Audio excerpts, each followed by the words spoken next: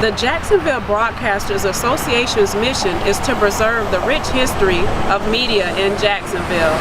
As part of that mission, it's our pleasure to showcase some of the media members, past and present, who've made this city their home. It's a segment we call the JBA Spotlight. We hope you'll enjoy these stories as told through their own voices about themselves and their time in on air or behind the scenes. I'm Latrania Tolbert, a senior multimedia journalism and production student at the University of North Florida, and it's my pleasure to introduce the next JBA Spotlight episode. I'm Katie Jeffries. I am the morning traffic anchor, the noon anchor, and basically everything in between. In upstate New York, Niagara Falls has become an icy spectacle. I started here in, I believe it was May of 2012, and they had an opening for a morning reporter. I'm Katie Jeffries. Thank you so much for waking up with us. We do have a lot to talk about this morning. And they flew me in, and I actually think it was the worst interview I'd ever done because I was so unprepared. So I tried to well, you guys need hands, I can write something for you.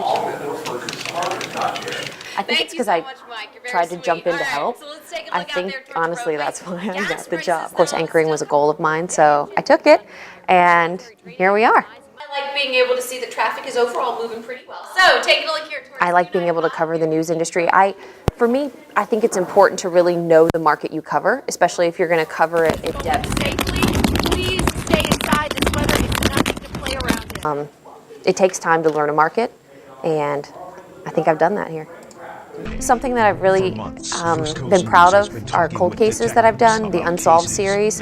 Do you know something that could help find the missing? So going back and revisiting some of those cases that I had covered, morning reporting and talking to families, realizing how much it meant to them to just have somebody tell their story again.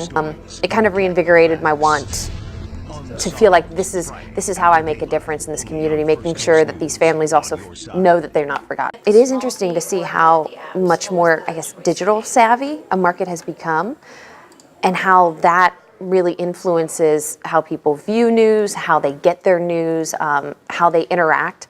But now you post and you can have direct conversations back and forth with people about content, about what's going on, just like I'm getting happy birthday messages. Happy birthday. I want to be the first to wish you that on air, But there's much more, I feel, one-on-one interaction with viewers.